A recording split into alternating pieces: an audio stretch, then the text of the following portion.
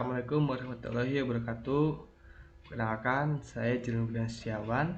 Di sini saya akan menjelaskan tentang makalah saya dengan judul Pengoptimalan Infrastruktur dan Sistem Rambu Lalu Lintas pada segmen Jalan Raya Bandung Sumedang. NIM akhir saya 127 kelas K30. Next, kita mulai ke bahasan pertama. Di sini saya mulai dari latar belakang penelitian. Di sini saya akan deskripsikan objek penelitian saya. Segmennya Jalan Bandung Sumedang merupakan jalur antar kota dengan arus lalu lintas campuran. Perempatan pada segmen ini memiliki beberapa pencabangan dengan karakteristik arus dan geometri yang berbeda. Rambu lalu lintas berperan penting dalam memberikan informasi dan peringatan kepada pengemudi. Hasil observasi menunjukkan penempatan rambu optimal, beberapa titik berpotensi menimbulkan konflik. Kondisi tersebut berpotensi menurunkan kenyamanan dan keselamatan, sehingga diperlukan evaluasi dan pengoptimalan sistem rambu lintas. Penelitian ini berangkat dari pengalaman peneliti setelah pulang dari kampus Jatinangor, sehingga peneliti memanfaatkan kesempatan ini untuk melakukan penelitian. Next, kita akan mulai ke topik, tema, dan judul. Topik kami adalah sistem dan infrastruktur. Temanya pengoptimalan sistem rambu. Judulnya pengoptimalan sistem rambu lalu lintas pada segmen Jalan Raya Bandung Sumedang. Next. Nah, di kanan ada foto atau lokasi penelitian kami. Kami bagi menjadi beberapa ruas sesuai dengan arah arus kendaraan. Ada A lurus, B ke kiri, C, D, dan juga E. Di situ C dan D akan bertemu dengan ruas dari A. Yang pertama, permasalahan yang kami lihat adalah kondisi infrastruktur sistem rambu lalu lintas pada segmen jalan tersebut. Kita harus tahu dulu mengapa infrastruktur pada jalur tersebut perlu dioptimalkan. Yang kedua, setelah tahu alasan perlu dioptimalkan, kita harus menentukan caranya untuk mengoptimalkan sistem rambu pada segmen jalan tersebut. Next.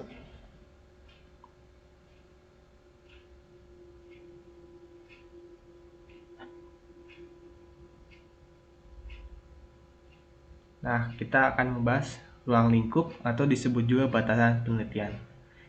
Kita memilih 4 ruang lingkup kecepatan kendaraan karena kecepatan mempengaruhi keselamatan dan kenyamanan pengendara serta jarak reaksi dan jarak baca terhadap rambu. Yang kedua, distribusi arah kendaraan. Distribusi akan menentukan proporsi arah kendaraan saat mendekati pencabangan jalur. Distribusi tidak merata akan menyebabkan kesulitan manuver dan pengambilan keputusan. Yang ketiga, ada geometri lalu lintas. Lebar jalur dan radius belokan akan mempengaruhi perilaku pengemudi dalam mengambil keputusan. Yang terakhir, kita perlu aturan setempat untuk dijadikan acuan atau standar dalam menentukan penempatan rambu. Next. Nah, di sini kita membahas pemilihan metode. Saya menggunakan metode deskriptif, yaitu di sini saya dijabarkan dipilih karena penelitian bertujuan untuk menggambarkan kondisi existing atau kondisi terkini rambu, bukan untuk menguji hipotesis atau melakukan simulasi lalu lintas. Dan kita juga akan membandingkan dengan standar teknis, yakni peraturan pemerintah PM nomor 13 tahun 2014. Nah, selanjutnya di bawah ini ada teknik pengumpulan data. Pertama, kita akan lakukan observasi, gunanya untuk memperoleh seperti yang sudah saya sebutkan, ruang lingkup. Yang kedua, studi literatur sebagai acuan teknis. Yang ketiga, studi kasus yang sebagai analisis mendalam pada satu lokasi perempatan Jalan Bandung Sumedang. Next.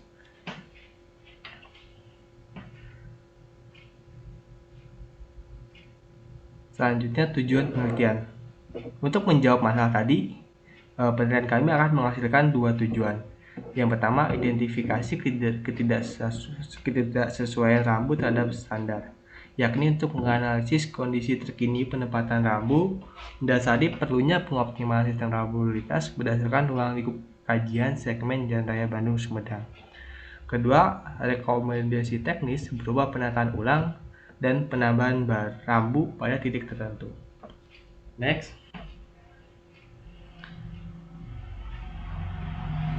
Nah, kita akan membahas manfaat penelitian kami. Kita ada 4. Yang pertama, kita akan meningkatkan keselamatan pengguna jalan. Yang kedua, manfaat bagi pengguna jalan. Yang ketiga, saran bagi dinas perhubungan. Dan yang keempat, kita memberikan rekomendasi bagi pengelola jalan. Next. Nah, untuk teknis penelitiannya, kita pertama akan melakukan pembagian lokasi. Lokasi penelitian yang tadi kita sudah lihat akan dibagi menjadi beberapa ruas. Yang kedua, kita akan lakukan observasi setiap ruas jalan. Nah, dari setiap ruas jalan tersebut, langkah nomor 3 adalah kita lakukan analisis berdasarkan kecepatan, distribusi kendaraan, dan juga geometri lalu lintas. Ya, terakhir kita berikan rekomendasi teknis berdasarkan analisis dan juga standar, yakni Peraturan Menteri Nomor 13 Tahun 2014 yang sudah tadi kita bahas. Next. Nah, di penelitian kami terdapat 3 ruas yang akan diberi rekomendasi. Tapi dalam presentasi kali ini saya akan menjelaskan ruas A. Karena ruas A merupakan ruas yang kompleks, memiliki 3 percabangan jalur. Yang pertama, hasil observasi kami mendapatkan kecepatan kendaraan menuju ruas B 37 km per jam, menuju ruas E 42 km per jam, dan yang bergerak lurus menuju C dan D 48 km per jam. Distribusinya sebagian besar 52% lurus menuju pertemuan dengan ruas C dengan D, 28 menuju ruas B, dan sisanya menuju ruas E. Geometri lalu lintasnya, ruas A memiliki 3 lajur satu arah dengan lebar lajur rata-rata 3 meter. Sementara lajur yang menuju ruas B dan E memiliki radius tikungan kecil sekitar 3,25 meter. Kondisi rambu ruas A belum dilengkapi rambu petunjuk arah untuk pergerakan yang lurus menuju ruas B, menuju ruas C dan D. Sedangkan yang belok ke kiri menuju ruas B terdapat rambu tapi masih terbatas pada destinasi tertentu serta terhalang vegetasi. Dan terakhir yang ke kanan menuju ruas E belum terdapat rambu. Next. Kita sampai kepada analisis data. Yang kita analisis ada 3 kan tadi.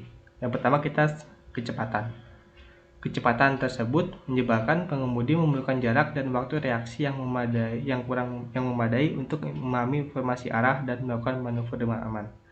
Dari data kecepatan tadi, kita dapat kecepatan ini, lalu menggunakan kinematika untuk menentukan DR itu jarak reaksi.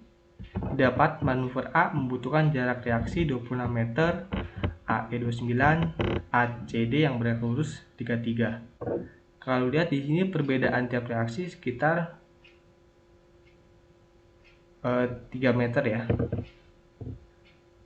3 meter, ini 4 meter. Nah, di sini jelas jarak kecepatan yang berbeda membutuhkan jarak reaksi yang berbeda, sehingga akan mempengaruhi penempatan rambu.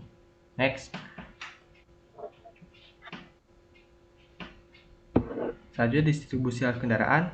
Distribusi arus kendaraan menunjukkan pergerakan lurus sebagai arus dominan, yang menunjukkan sebagian besar pengemudi memerlukan informasi lebih awal untuk menentukan keputusan manuver sebelum mencapai perempatan.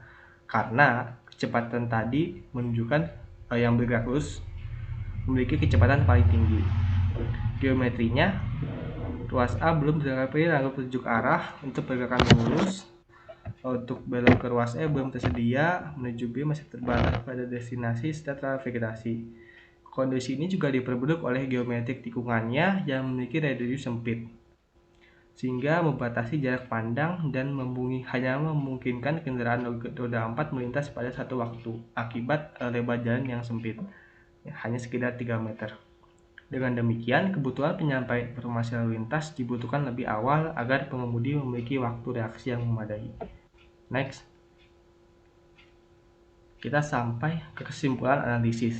Kondisi rambu pada ruas A belum optimal.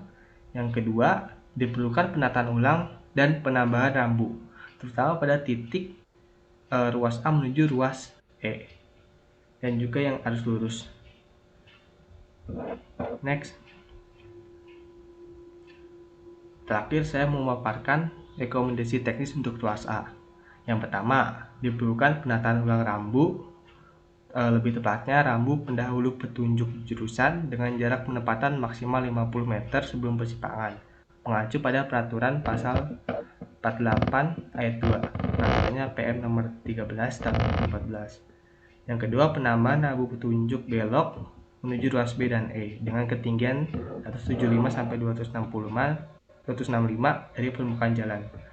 Ini pasal 36 ayat 1. Yang terakhir, pembersihan vegetasi penghalang sesuai standar pemeliharaan rambu. Ini pada ruas A yang menuju ruas B. Baik, sekian presentasi saya tentang makalah saya yang disusun oleh kelompok 9.